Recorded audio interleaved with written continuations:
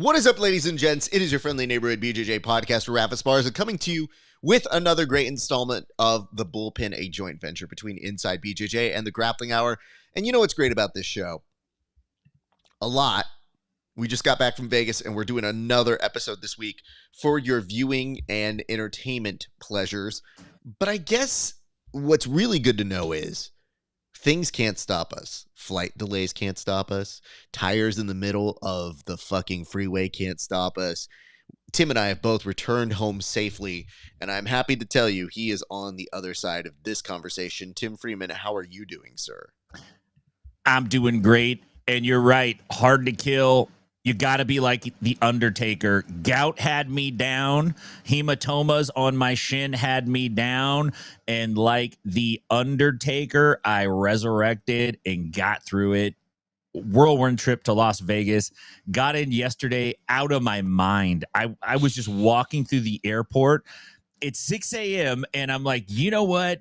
I'm in Dallas, Fort Worth, and I don't know what I'm doing, but I should have McDonald's. And I was just eating. I was just stuffing food in my face because I didn't know what was going to happen next. I was in such a daze. I finally made it home, crashed out, woke up again, and here we are, baby. Let's go. We had a great time, and I can't wait to chat about it with you. I'm glad you say it like that because I also had McDonald's food. And when I go, I normally get like a cheap double McDouble, and then they have a meal where it's a McDouble. You get some nuggets, 4 nuggets, and some fries and a drink.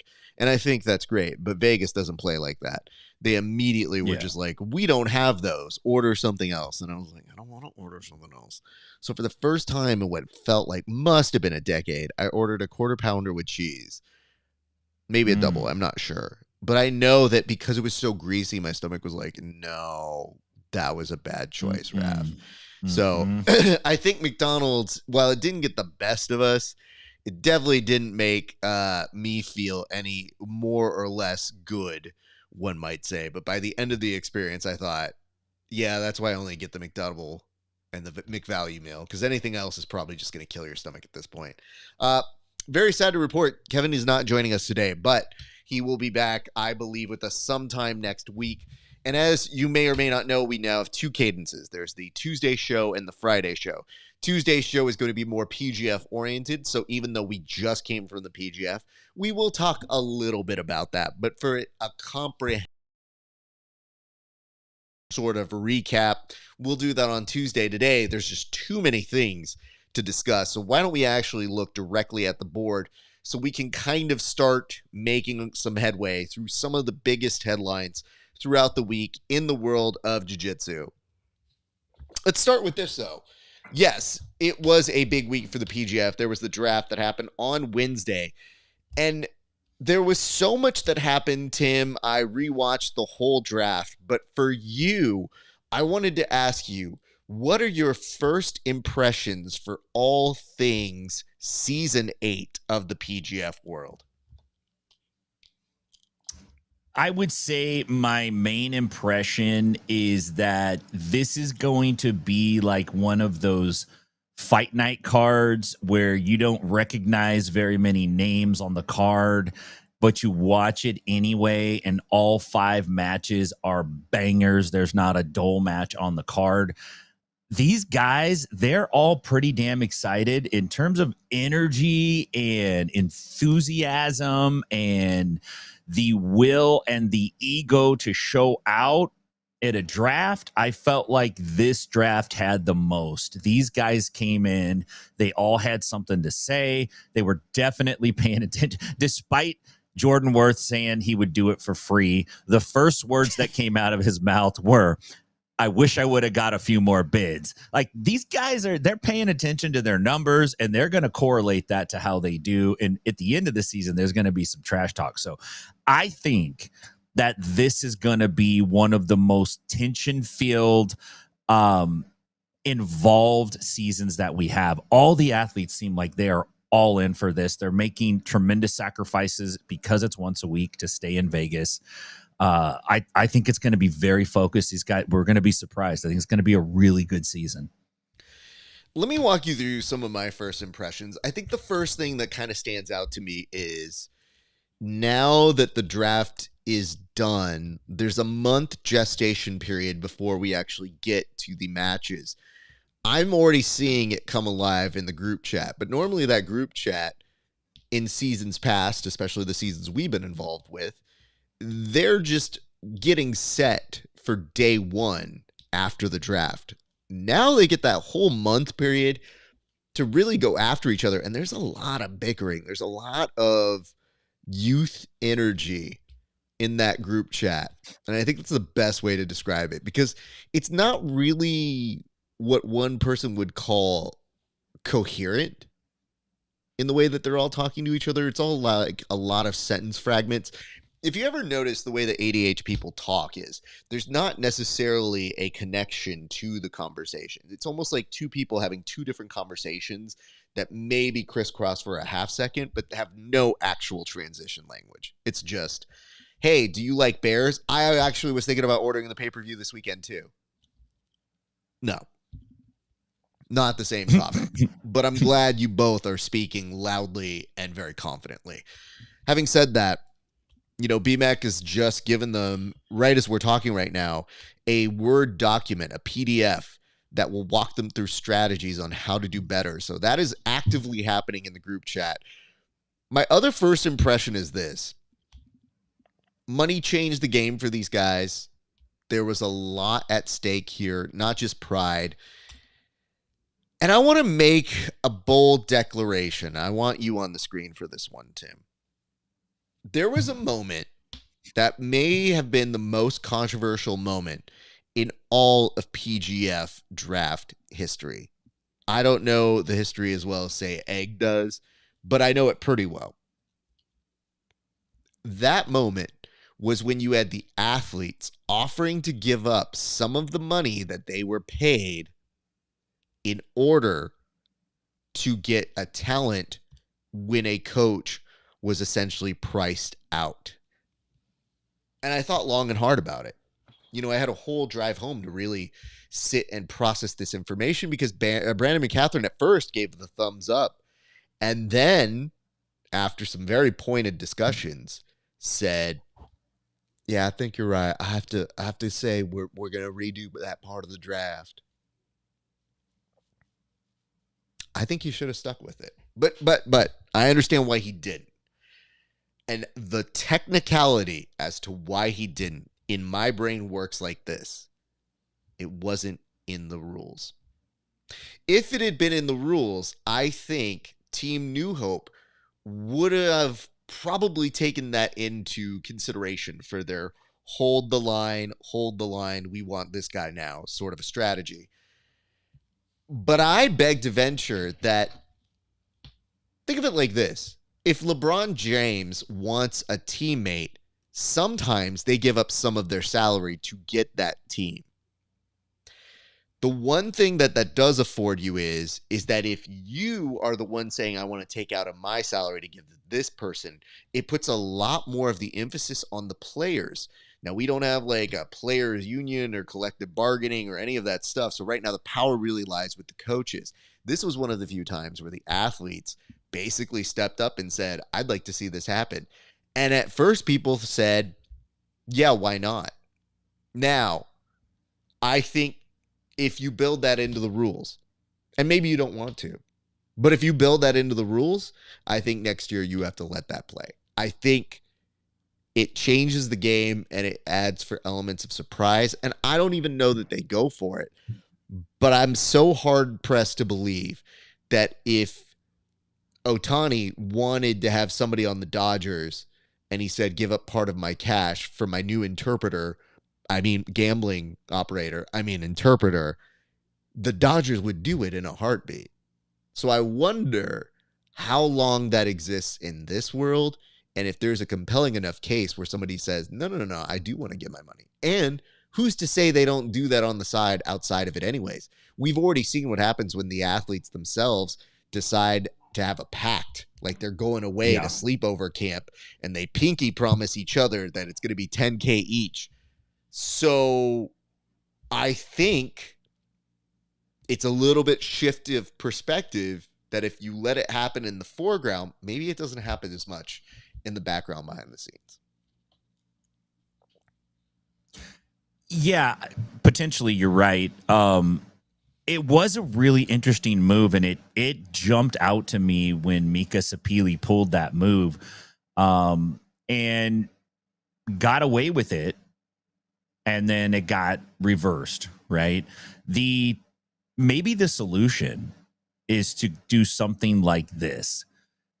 Every team gets a base of $15,000 that comes from the PGF. We provide that base, and then the coaches can raise up to $100,000 of however they get it, however they want it, whatevs. We don't care, but you could show up with that money to draft your team. And if you show up with a flush 100 G's and Canado drives up in his bucket and he's only got 32 G's, then that's on him.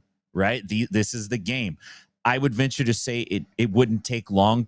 All 4 teams would have a maxed out $100,000 bank account. Sure. Put a cap on it. Yeah. Just like they do in pro sports. I hear you. I don't know that coaches are going to be that competitive. Like, I feel like Andy was competitive with the monopoly money he was given to represent the real money, because they are getting real money. So they are really getting that. But if you told Andy Varela you ran out of money and he goes, yeah, but what if I want to volunteer at my local library? Would that count as getting a little bit of money in advance? No, Andy Varela, that's not how that works. I heard them starting to come up with creative ways to do it. And like I said, my sympathy for New Hope was just that it wasn't in the rule book. But I really think had you put that in the rule book, it just would have had to have played. And it was the first time J.J. Bowers was the person who was conspiring. Jet Thompson was conspiring. So here's a kind of thought that I want to put in everybody's head that we can revisit a little bit later, which is I want everybody to look at that deal, because I think that deal may have some implications on teams and their win-loss records, potentially their points. And I want us to look and examine Juan and his point score, because what if that doesn't make a difference? I am so intrigued to see if it makes a difference in the way where it burns the people who went after him and didn't get him, meaning Mika, or if it burns New Hope. Because that is also a big gamble on their side to say, no, we want to run that back. What if on the off chance Juan doesn't get a return on investment? So now you run the risk of having a higher stakes. You know, he wasn't just somebody who sold for X many dollars. Now he's a person who could have swayed part of the team one way or another. So that's going to be something that I think we're going to have to come back to later in the season as we're following the points. And listen, if Juan does as well as he's done in other areas and he gets a gangbuster amount of points, then it was all for something. But what if it doesn't? And then that pressure now that's on Juan, that pressure that's on that team, what if Juan doesn't deliver and Mika dodged a bullet there? So a lot of moving parts that now you see it play out in front of you, and it is all part of the strategy game. So there is going to be an extra element of finesse as a result of this one decision. So we will come back and we'll put a bookmark on that. But I did want to tell you, Tim, I felt like I don't want to give away everything I'm going to say on Tuesday about our full recap. But if I had to pick an MVP, I would have picked Stephen Aiken.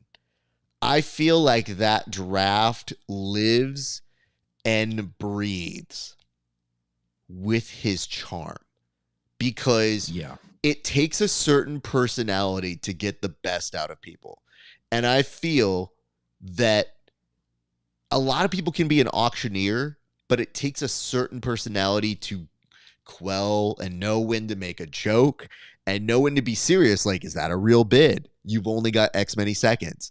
And I think it is an unspoken, gentle, smart dude that's able to pull that off. And again, a lot of it is just that little Southern hospitality, if you would, that makes sure it all runs nicely and smoothly, but poignantly. And we were able to make that thing run very efficiently. And go to think that we almost didn't have him. Like, he came together at the last minute. I just don't see a draft without that guy. Like, I think Steven is a critical part of that draft structure. Yeah, I do too. And it doesn't hurt him that he could kick your ass at the same time. Like, he's Southern, he's got the charm, he's gentle, but you know, if you step up to him, he can put his mitts on you and make you pay the price. Tim says this because he has been attacked by Stephen Aiken, and that's like Stephen Aiken going rogue. Like, that's when you don't have any kryptonite on you and Superman just decides to plow through a few people for funsies. You go, uh-oh, this might be a bad thing. So let me say this. It is 2-1 odds that he does well this year. So, Egg, you're speaking in statistical probability of him doing well, which bodes well. I'm telling you what if. And that what if has a very important element here, because other people have not delivered in the past, and maybe it kind of had some implications on their team. This was two teams where one dude did an interview with Alex Wendling saying, how does it feel on Team Micah? Amazing. Just kidding. Let's run it back. Now, how does it feel to be a part of Team Drysdale? Also still amazing. Like, what else are you going to say? But to me, having those back to back, I think can potentially be a replayable future.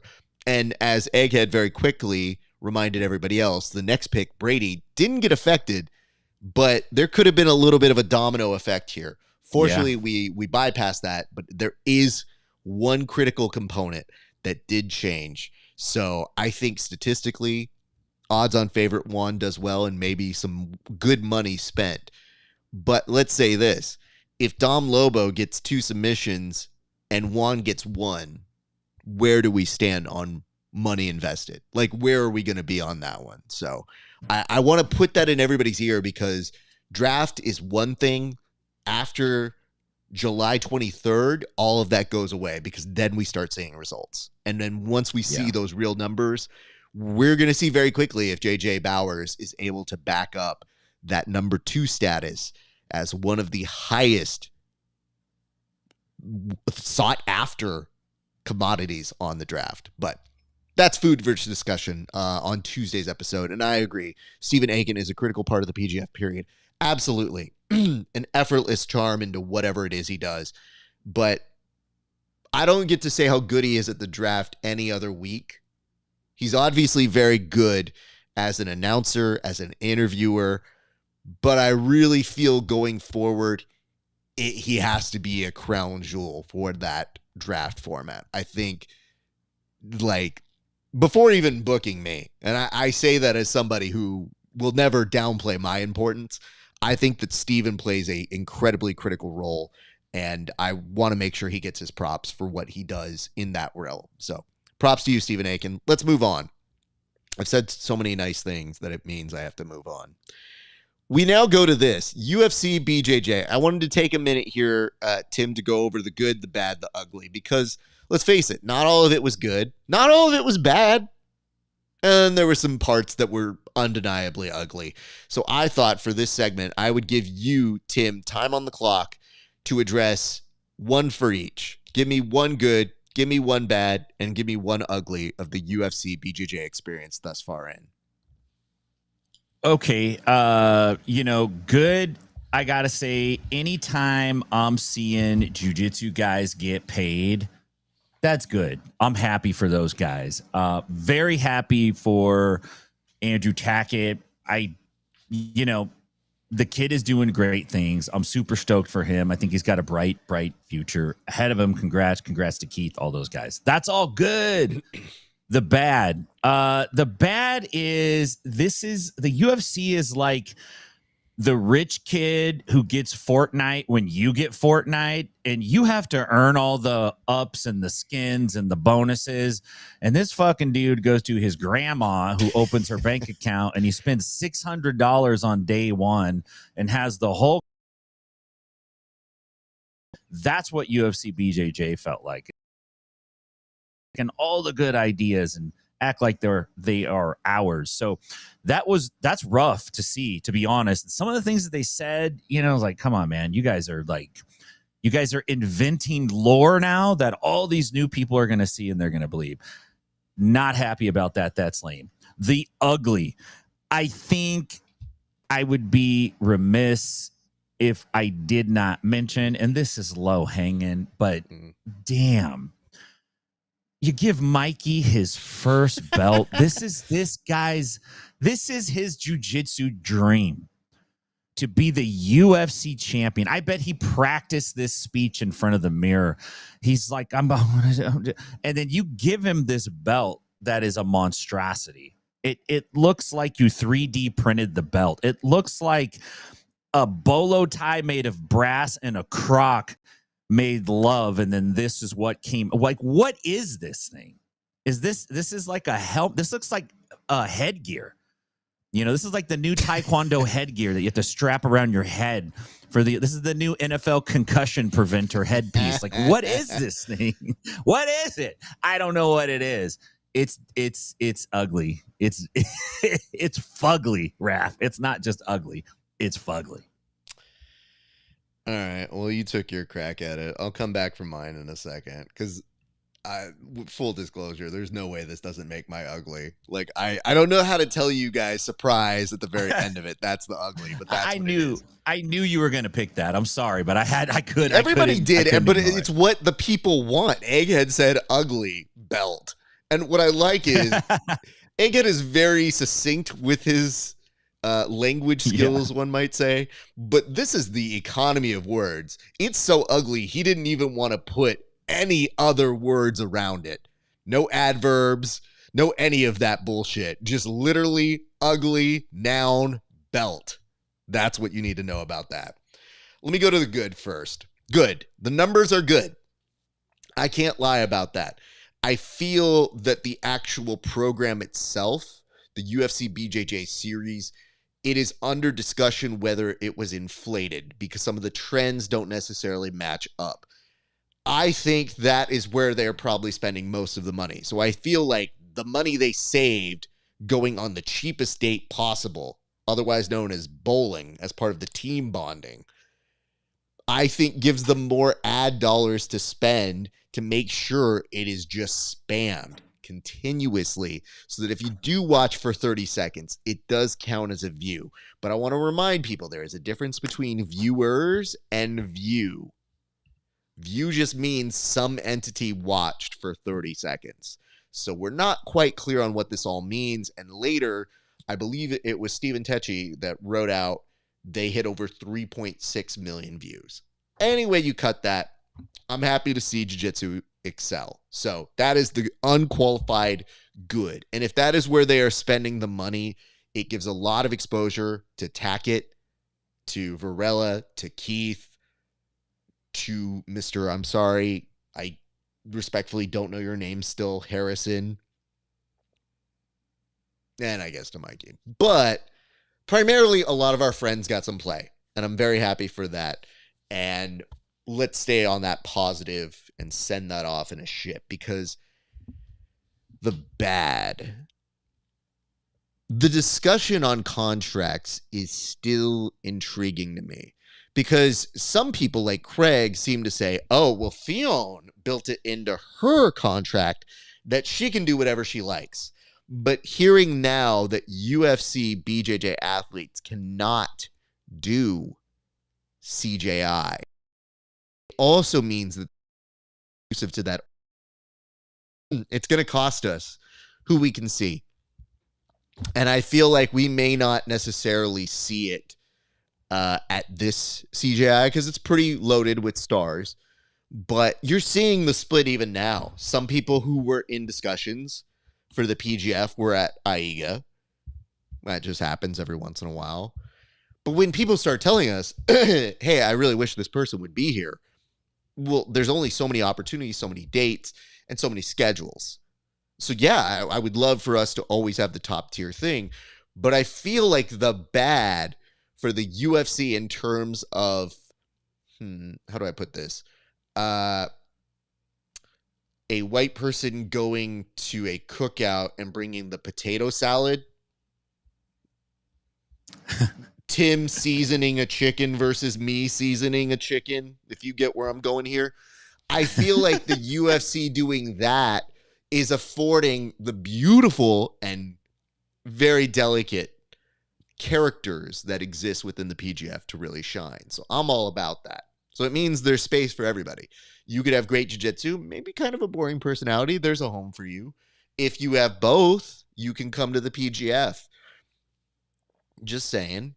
And if you really want to be super boring and maybe not seen, but still like incredible production value, you can go to AIGA. So there's a little bit of everything. And of course, Craig wants to position himself as the Super Bowl of the sport. So I can see that. And I will concur.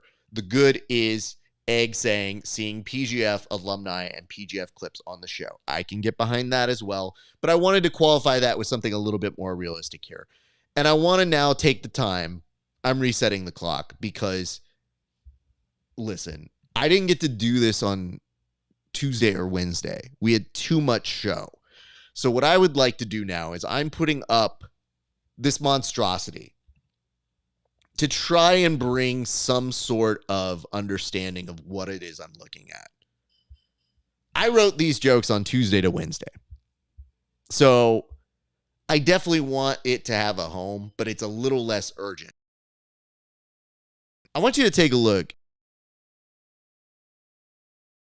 It is for jiu-jitsu, and it's said with the of like, oh man, I really hope there's a belt. Wait, is that it? Oh no. I take it back. I hope there is another belt that maybe you could do. That's definitely a belt. I just want to say, what in the name of AI is going on here? It's like they couldn't agree to one logo, so they gave you 7. It looks like the same people who made the Dwayne Wade statue were commissioned to make the UFC BJJ belt.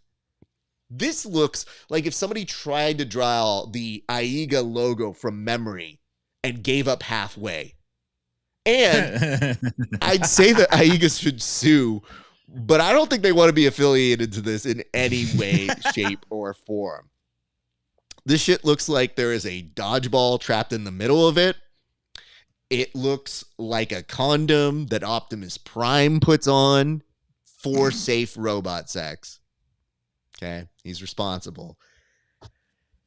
And listen, there's no better way to pay homage to the contribution that Brazilians have made in our sport than to put their name in 6-point font in the tiniest region of the belt. Can you see it? Do you think that's by mistake? It's literally just like UFC, Brazilian Jiu-Jitsu, like just barely in this bitch. And what I wanted to say Tuesday or Wednesday, but we were busy, was listen, you still have the time to ugly Sonic this. You don't have to give out this monstrosity. And I thought that maybe we could have prevented a forest fire here, but instead we're looking at the exact thing that they gave. And yes, this thing is chaotic. It has a belt in the middle of it that's tied. It's in a triangle inside of an enigma, inside of a prison. It looks like something Lord Zed puts on right before he gets it on with Rita Repulsa. Like, this is some shit that just concerns me. Anyway, I wanted better. This was ugly. You still have time to fix it. Literally, just get a fucking trophy that you get for a fantasy football league and just give them that. We don't have to go crazy. Yeah. Like, whatever this is, I don't feel happy having to do this, but I have to because I want it to be heard and maybe picked up. This ain't it. So that in the future, if you're looking at other things, this thing, no, something else. That's what I have to say about that. Good Lord, Tim. You know what? It was so ugly, the board went away. It's real bad, dude. It looks like Fisher Price went on an ayahuasca trip. It's bad, man. It does look like a deflated dodgeballs in the middle. That piece, that rubber piece. And then the belt, the black belt, that's like crafted like a triangle. It's bad, dude. It's so many flawed ideas is the best way to put it, that it does make you appreciate simplicity and the subdued nature of other belts that literally just say, we're not trying to be that, you guys. So how pissed would you be if you won this belt, though? Like, this is your belt, you won it, here's your belt. Like, you can't even show it off. Oh, I would wear it very proudly, but I would inside still be very hurt by the effect of it. So there is that. Hey, by the way, do you know that AIGA is going down this weekend? A lot of people don't. Right now, we'd like to take a minute and just tell you why this is kind of an interesting thing. Tim, why did you text me this? You texted me like something. A failed prototype. It's a prototype belt. It's the one that didn't make it to the cut. Wait, no, I didn't know you sent an actual belt. That was Musamichi's first belt. Yeah, that was the one Musamichi wanted. So you think this would have been a better one, or it was the initial prototype? Like they based No, it was just the initial prototype one. Yeah. He wore it around for 6 weeks, and then Dana's like, "Nah, we gotta get something nicer for the kid." This is why I love that there is an open line of communication. When I get a text, I go, "Why is he texting me? He's on the show with me. He can just tell me what he thinks." Oh, it's got to be good. Tim, I'm going to put time on the clock. I need you to tell me why people need to or not need to tune in to AIGA this week. Your time will begin now. Yeah, so, $1 million in prizes for AIGA. Total prize, man, $1 million, $500,000 going to first place. And what's kind of cool is they're doing like almost like a golf open style or a any kind of circuit style, where usually the first 5 or the first 10 guys or the first 3 taking the lion's share. So 500 G's go to the first place winner, 300 to second, 200 to third. That's not bad. Take third place, walk away with 200 G's. Like, that's not bad at all. It's a team-based event. There's several rosters. Look, I can't tell you who's on every team. I can't do it. Their production value, people have been saying that it's good. The challenge is it's just really hard to even know when this stuff is going to happen. But definitely tune in, because they're going to give some serious coin away. It will be an entertaining event. And it's taking place 20th, 29th. I believe it's in Kazakhstan. I think it's like on the other side, man.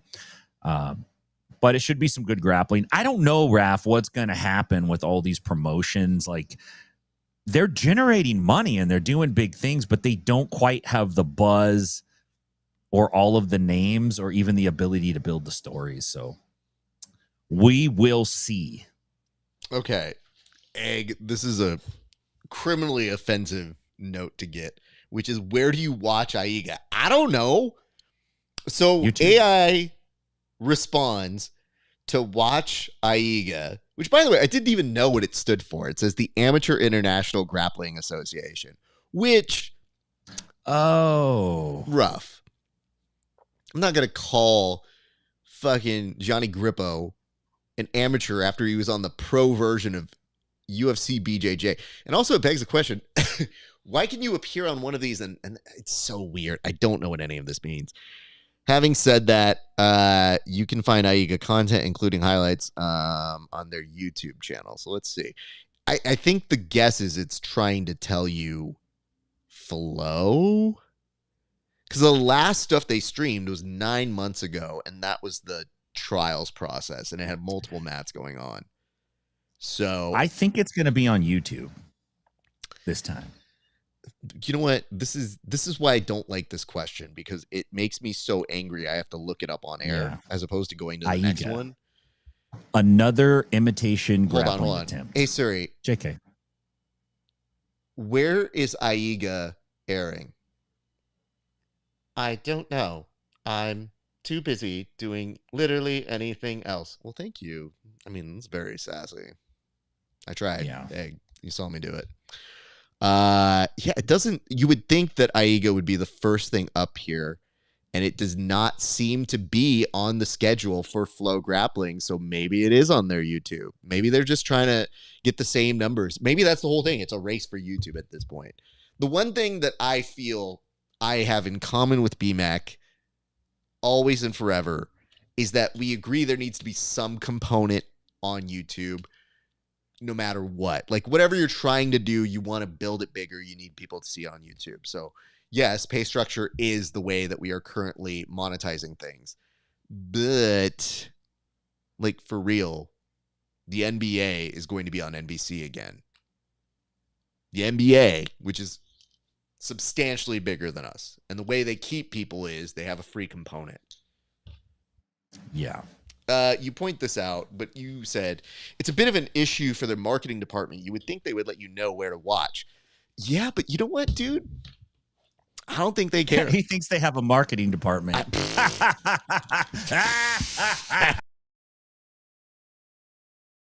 Thinks they have like a COO or a CFO. They're like, nah, bro, let's just spend money on jiu-jitsu. And they have a subscription to Canva. That's their marketing department. I think we're not on their radar for their target audience. I think they figure other organizations have the foothold here and that theirs is for their own market out that way. And that getting all these American stars to essentially be on it is a way of usurping that and just cutting the line. Because if you already have our best stars on there, why do you need to make an American market? They'll find it on YouTube later on highlights. So, and they'll talk about it if there's some really cool thing that happens. So maybe that's why I don't care. But literally, they threw money at that trials process that was here last year. And the production brain in me was like, that's a lot of money they're spending here. And maybe to them, it's not as big. But to me, that was a lot of money. We move now to informing you the latest on the Craig Jones Invitational. Craig Jones recently platformed, it looked like Tom DeBlass with Alex Wendling to get an idea of why ONE FC is coming together. But you're noticing a lot of harmony between all these different organizations, including PGF, ONE FC, ONE Grappling. Everybody's saying, yeah, we can play in each other's world. Like ONE Grapplers can come do CJI. PGF people are more than welcome to go to the Craig Jones Invitational if they got the call up, I believe.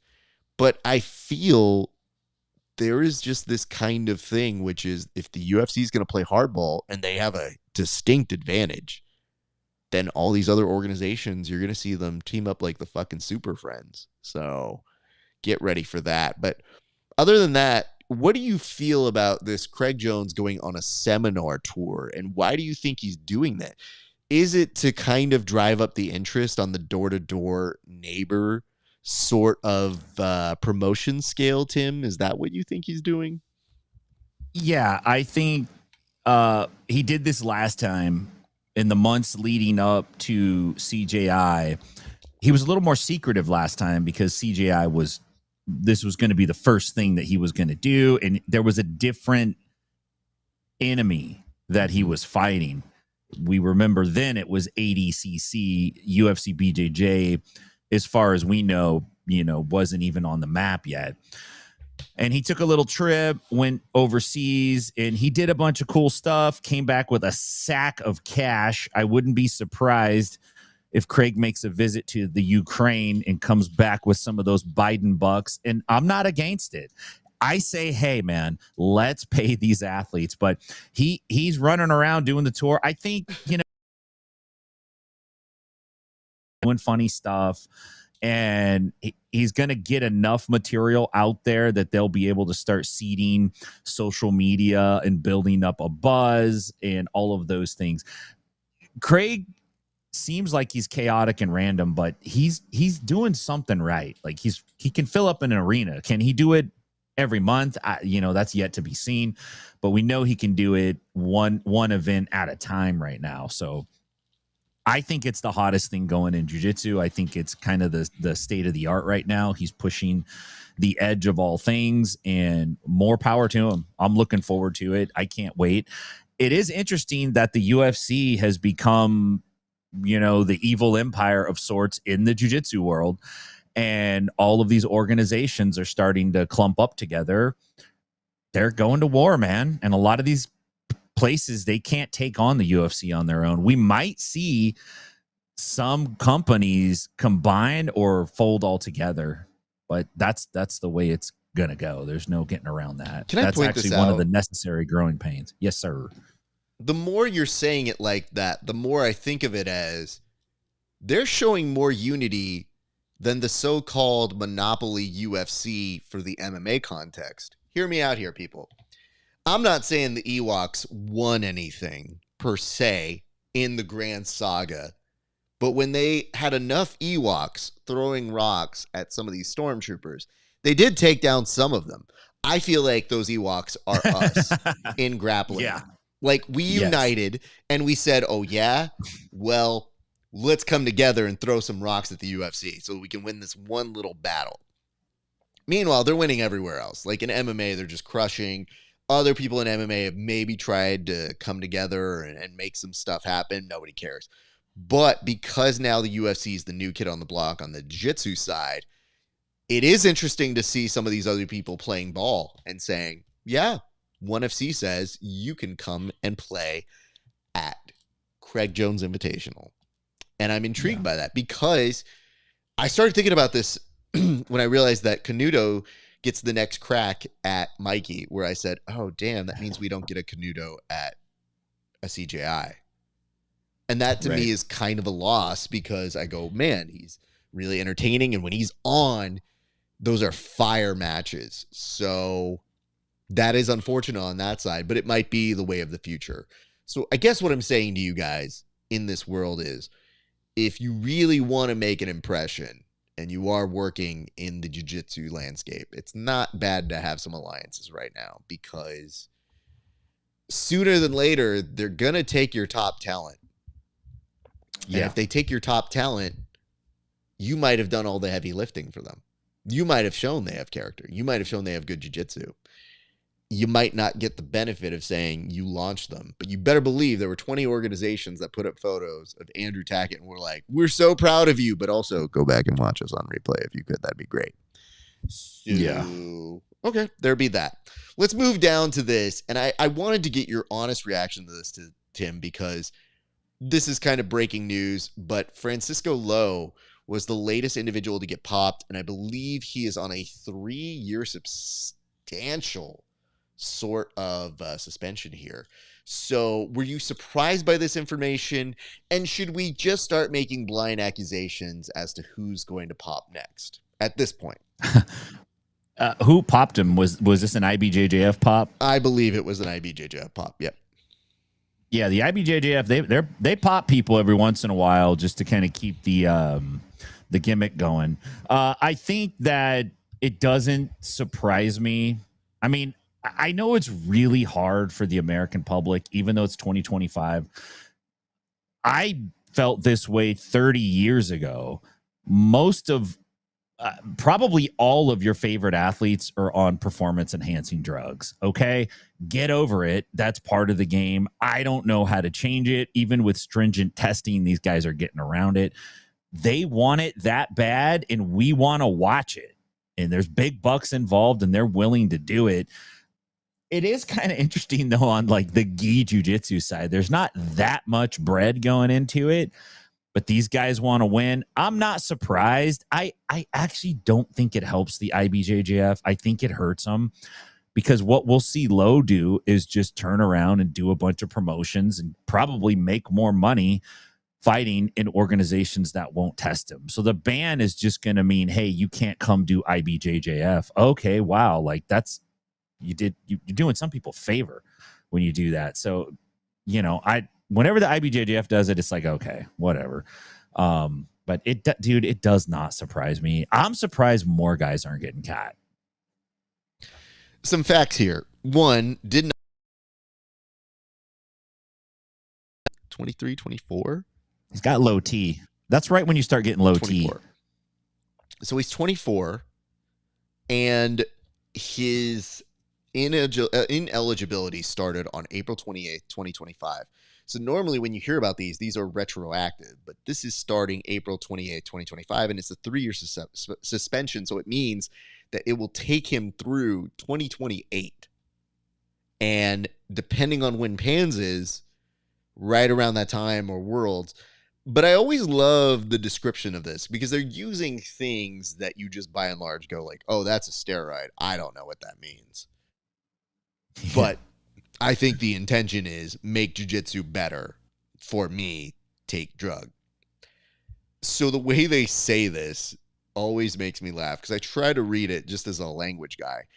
And it says, Lowe's urine sample was analyzed using a special test known as isotope ratio mass spectrometry, IRMS, that unequivocally differentiates between 19Na naturally produced by the body and 19Na of synthetic origin. So now as I start to read the next couple sentences, I just picture that this means that the IRMS agent, if you would, has to call somebody from the IBJJF and be like, hey, what's up? How you doing? Hey, have you talked to Lowe yet? Yeah. He's next. We got him. We got him. He was consistent with 19NA. It was out of this world. Shut him down. Like, I don't know. Like, it makes me think, like, that's got to be a super interesting conversation to be either a part of or like, over here. They have their version of Gordon Ramsay closing the kitchen down. I'm closing it down. He gets called a donkey 9 times. You donkey! You thought this was going to make you better at jiu-jitsu, you dumb. What is this? I'm putting 2 bread pieces against your, what are you? I don't know. A stupid sandwich. Like, some of the ones that they do like that I said, that's not even a good joke, but the delivery is A+. So props to Gordon for that. So anyway. Stupid sandwich. Hold on. Per the rule, Lowell qualified for 1-year reduction to the otherwise applicable 4-year period of ineligibility. So it might have actually been 4 years.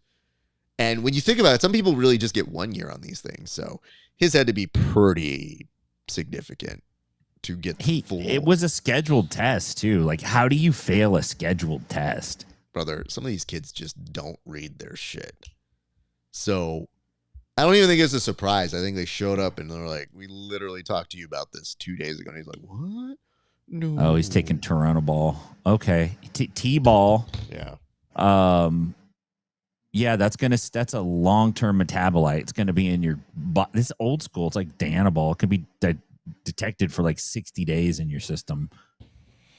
That's how you know these guys are dumb, or they're getting it and their buddies are telling them, or whoever their hookup is telling them it's one thing, but it's something else.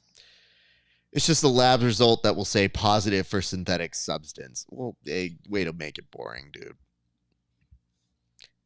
Let's now move to our next topic, which is that of Vegas. You know, Tim and I had a whirlwind time. I was out there for the equivalent of almost, 48-ish hours. Tim, 24. Tim, I'd love to hear one favorite or one quality memory from your experience in Vegas, sir. Boy, great question. I would have to say probably the best, the production's great. I always love doing that.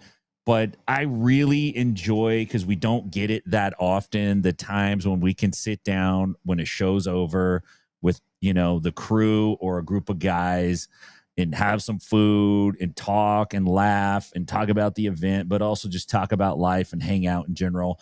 Most of the time we're grouped up together. It's go, go, go. It's work. And, we're all kind of wired in a way that says, if I'm done with what I'm trying to do, then I'm going to go see what they need help with. And if that means wrapping cords up or moving a table or, going over there and grabbing something for somebody, like, everybody just pitches in. I really love that work ethic. I mean, I think that's the way to be. So I always appreciate it. But man, it was great kicking back with you guys and eating and talking and getting to know everybody a little bit better. It always warms my heart. So that's probably my favorite memory. My second favorite memory, and I hope I don't take yours, Forgive my bra if I do.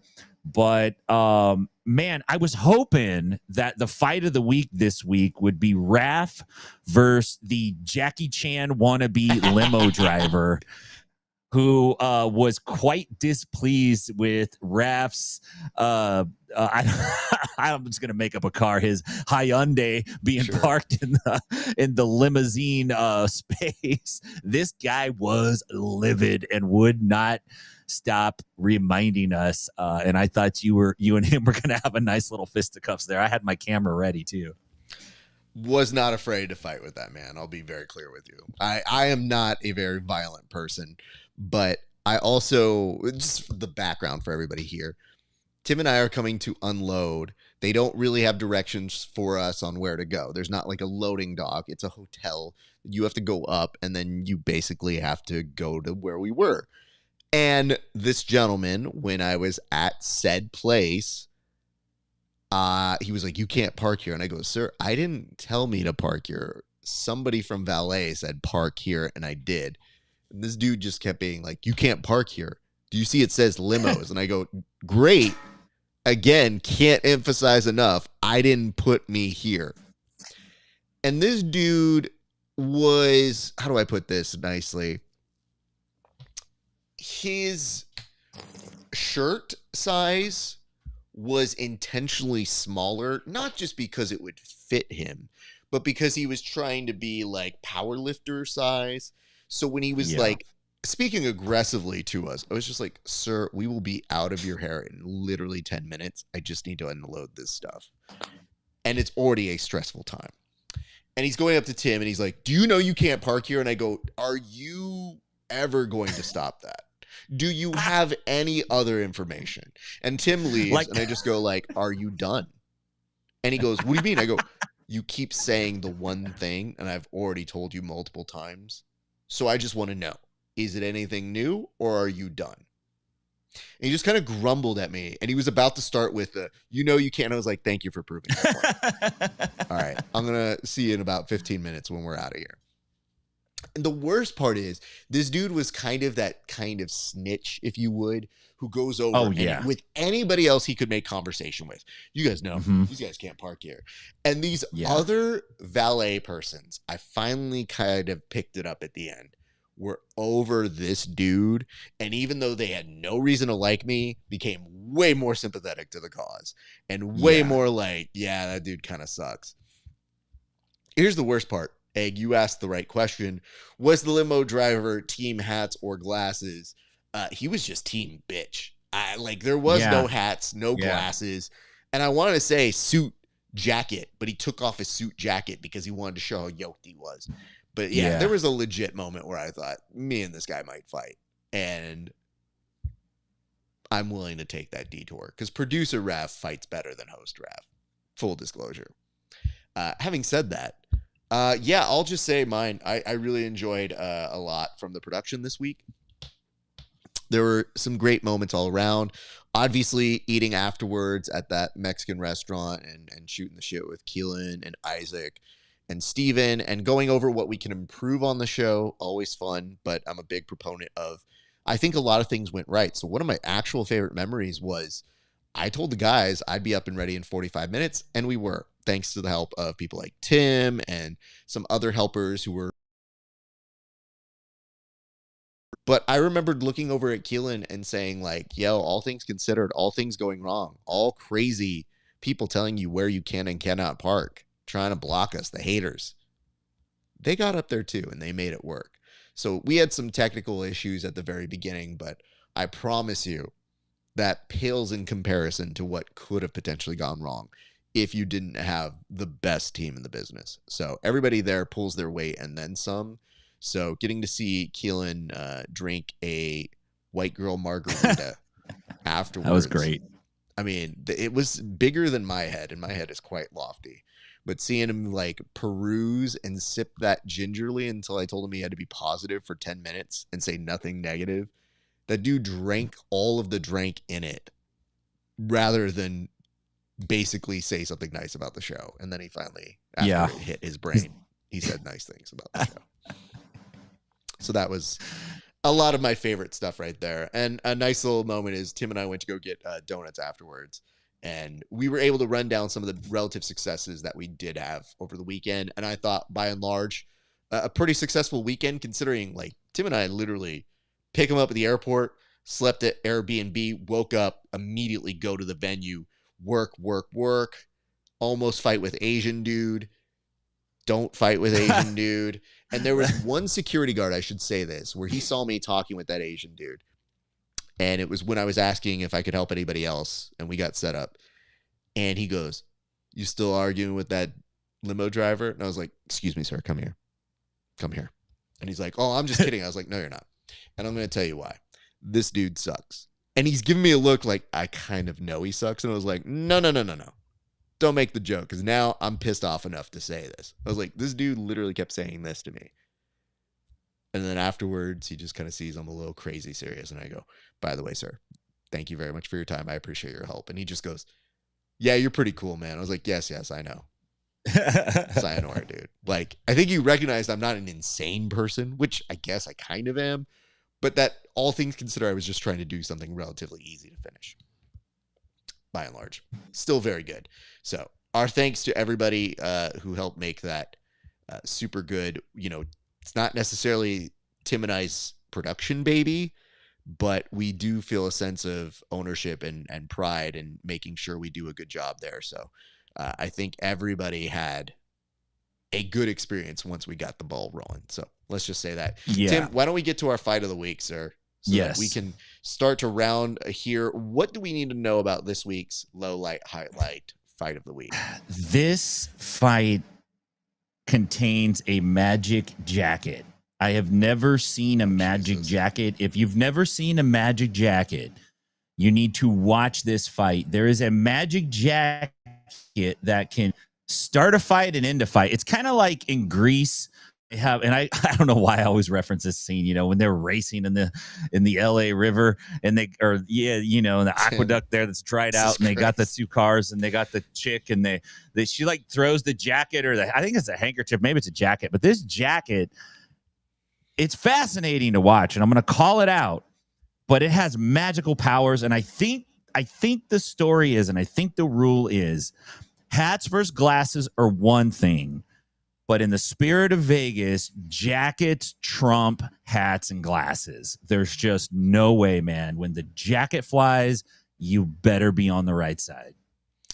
Well, give me a second here. I want to make sure I'm pulling up the right one, because that was the sevens. That one's an old school one that we have here. But when I pull this up here, we will know for sure. Let me just say this, Tim. I love when you pick these things, because I never know what to fully expect. But in this particular case, when you started using the analysis of Grease, the musical, to highlight why we should be excited for a fight, I think of sharks and jets, sort of like people are going to snap their way into scene and start jazz fighting. So I just want to make sure that part's pretty clear on what it is we're kind of looking at in this world. It's a little more realistic than dance fighting. You know what? Listen, there's a lot of gang violence that Michael Jackson put an end to via elaborate street jazz. So I'm one for the same here in the cause, but I just want to make sure we're very clear on what the expectation game is here. But nonetheless, I present to you now this fight. Tim, do us a solid. Walk us through this, if you would be so kind. Okay. Hold on here real quick. Let me put this back up and going again in 1 second here. There we go. Okay. Let's try that again. You're about to see in 3, 2, 1, go. Okay. We got white shirt guy with black shirt guy. Chick's got the jacket. Watch what happens when the jacket flies. Just watch. Get ready. Okay. Buff guy in black t-shirt, buff guy in white t-shirt. Classic matchup. Refs getting everything set. And here we go. Jacket drops and we go. Black t-shirt guy is swinging for the fences. He overwhelms his partner. Look at this. He's going to run him up to the day spa. He's going to put him in the spa like Kevin Sherrill, and then watch. Jacket drops, fight's over. Okay. That's enough. I did It's like a magic. How does that happen? Explain that to me. She throws the jacket once. It's on like Donkey Kong. She throws the jacket twice. Fight is over. This is some Manchurian candidate bullshit right here. This is MK Ultra, folks. You can see it right here. It's on display. She trained him with the jacket. His handler drops the jacket. He throws hands. She drops it again. He stops and walks away. If that's not MK Ultra proof, I don't know what is. Let me take a stab at this. Okay, first things first. I want to give props to the Sean Strickland stunt double over here that is just wearing this white T-shirt. Not the same shade of person, by the way. But this dude who's yelling at him, Anthony Anderson's cousin, is really not feeling him. But this lady's trying to insert herself here to block it off. These are some wild, wild punches that are happening here. And I would love to give some credit here, Tim. I would love to acknowledge the fact that that dude tried running away and throwing a punch at the exact same time. That is a well harnessed skill. Just look at this here. Even as you see it set up one mo again, you definitely have an appreciation for the dude who goes, no. Not only do I not know how to fight, but I'm going to make it worth your while. I'm going to make you watch me whiff. 3, 2, pointing. That only leads to good things. Probably a middle finger that we lost here. Watch this. On the back foot.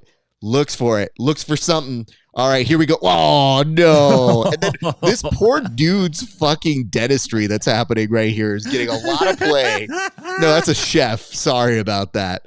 And then I love the hand of reason telling her, like, listen, I didn't bust out fucking Dr. Strange's lab coat to just keep you guys fighting the whole time. I use this as a distraction, you goons. Tim, the fact that you had this one ready for us this week is not only magical, but it's a reminder that kids don't go out there and fight people, especially when you're wearing a Vin Diesel white shirt. Like, let it go. Dude.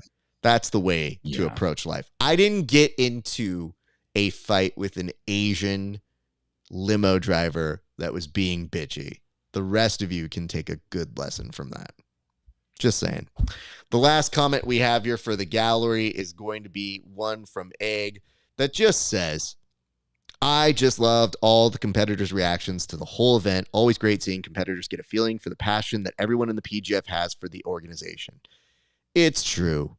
It is like the end of Scrooge where everybody's in a good mood. So it definitely ends on an upper. 3 Ghost visited Egg, and he came back all the better for it. Tim, do you have any reminders for the people? Tell them where they can find you, good sir. Yes, you can find me at Inside BJJ, all your favorite social media platforms. I'm going to be kicking that off again. I took a little hiatus.